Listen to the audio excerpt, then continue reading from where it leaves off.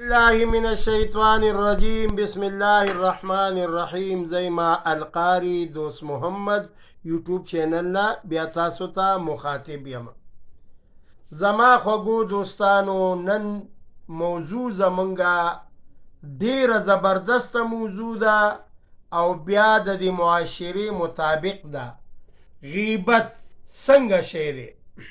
نو غیبت ډیر ناکاره شی دی.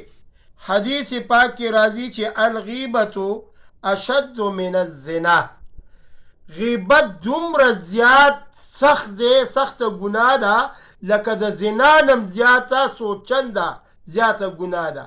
دا نه چې تاسو وایئ چې بس زنا کوه خیر دی، نه، زنا ځان له ګناه کبیره ده، خو لیکن د زنا نم سخته ګناه دا غیبت دی. او په دې کې ډېر مسلمانان وروڼه هغې مبتلا دي.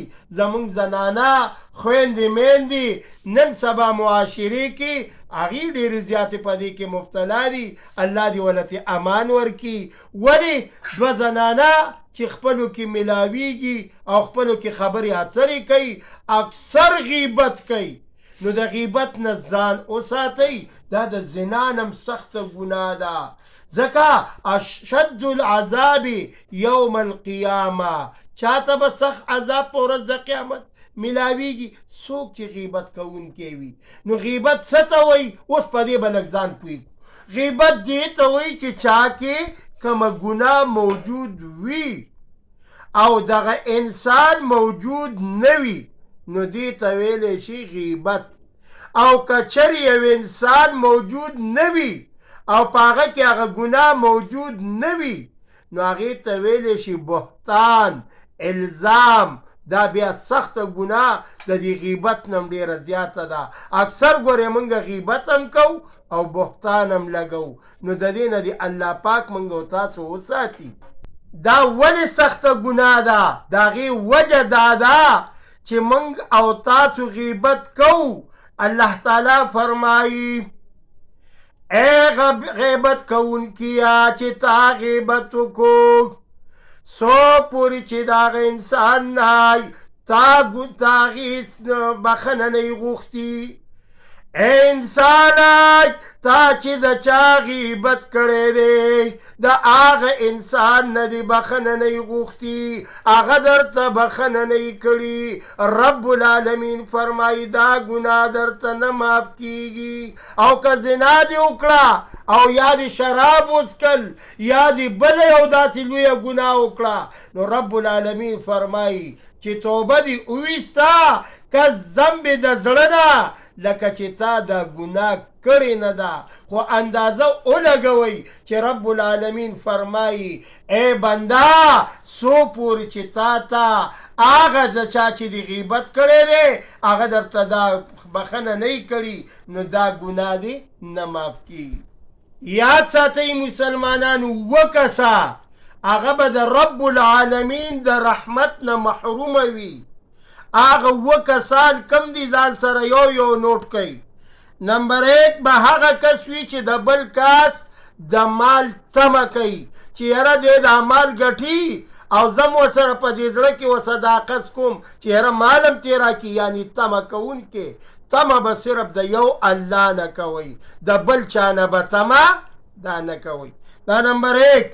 نمبر 2 به هغه کس وي چې هغه ډېر زیات خاندي.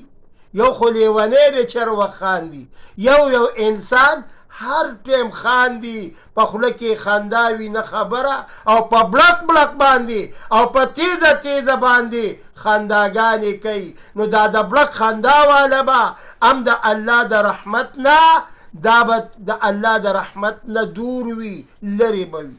نمبر 3 به هغه کس وي چې رب العالمین دغه انسان له توفیق ورکړی، خو د هغې باوجود هم دی تهمت لګوي.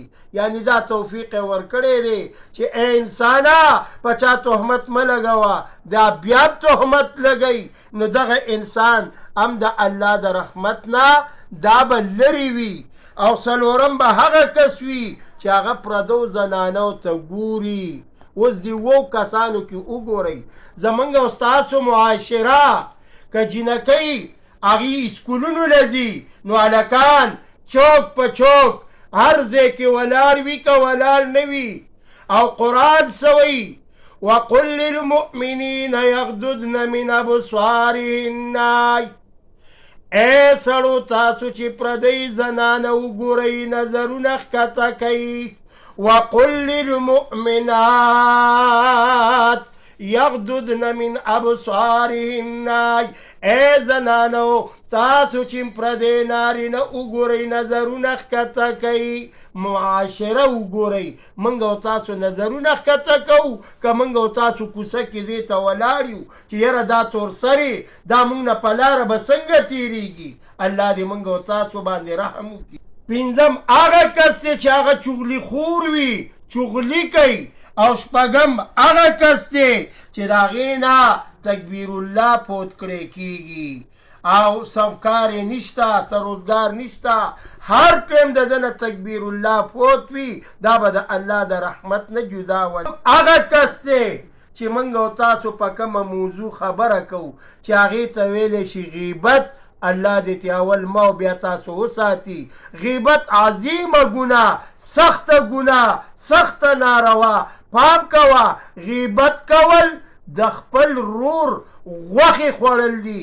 آقا انعامدار محمد رسول الله صلی الله علیه وسلم لا یو صحابي راغی چې یا رسول الله مور او پلار دې زموږ ستا نه قربان شي، روژه ماته کو او که نه؟ آقا انعامدار ورته وفرمیل ویل ماته که.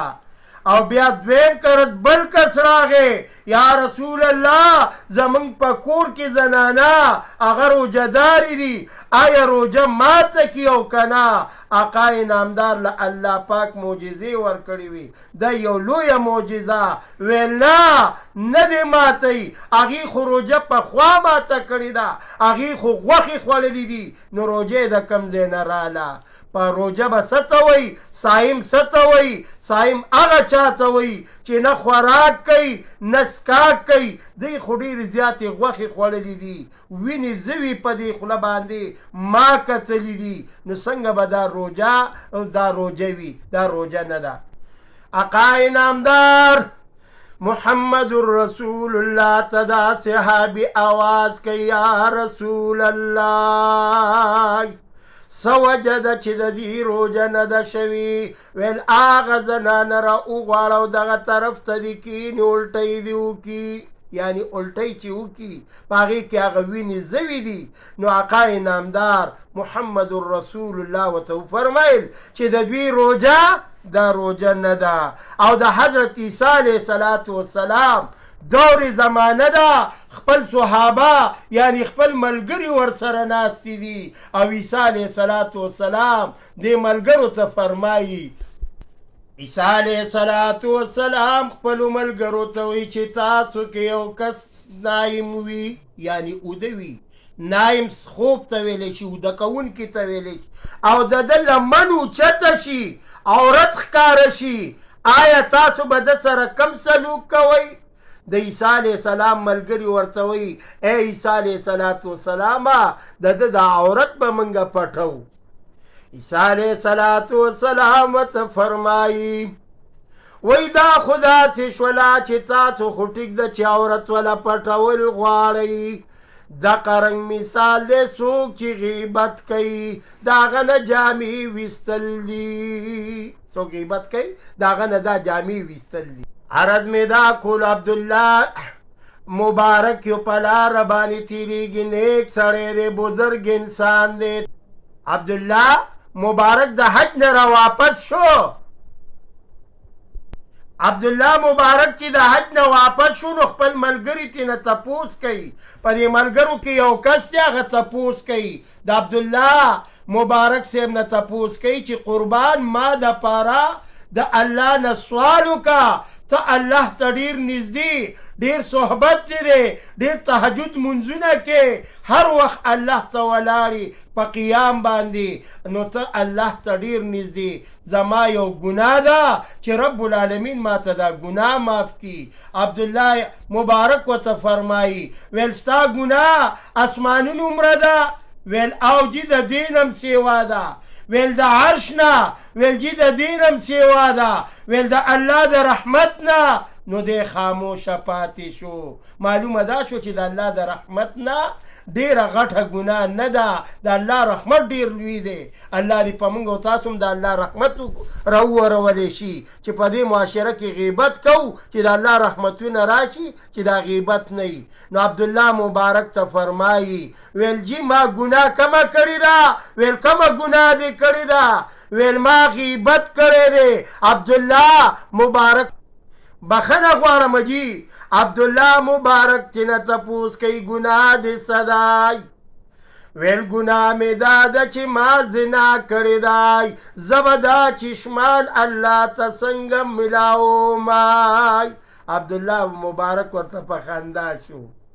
ویل ما ویل چې اوهو ما ویل که تا غیبت کړی دی لاړ شه توبه وباسه، الله به درته دا ګناه معاف کي. که چېرې غیبت وې نو دا ډېره عظیمه ګناه وه، بیا به دې د هغه چا غیبت چې دې کړی و هغه نه به دې بیا بخښنه غوښته نو بیا به درته دا ګناه معاف کېدله. راشي یو بله واقعه وګورئ. حسن بصري رحمت الله تعالی علیه یو لوی بزرگ تیر شوی دی او د خپلو شاګردانو ته وایي عالم دی ای شاګردانو راځئ نن موږ یو تحفه چاله وړو، کجورې راخیستې دي، ټوکرۍ په سر کړې دی. هغه شاګردان ورسره روان دي. کله چې د هغه دروازې ته رسي چا چې غیبت کړی دی هغه دروازې خواله لاړه، دروازې وټکوله. صاحب راووته ویل قربان دا لږه شانې تحفه دا په ډېر څه باندې منظور کا. ویل دا په څه بابت کې دي دا تحفه ماله راوړه. ویل تا زما ټول ګناهونه هغه دې ختم کړي دي او ستا نه ګناهونه تللي دي، نو زه وایم چې دا تحفه چې ماله دې دا ګناه کمه کړې ده نو دا په ډېر څه باندې منظور کا. بس زه ورېږه ښځه ویم چې بجلي لاړه واخر دعوه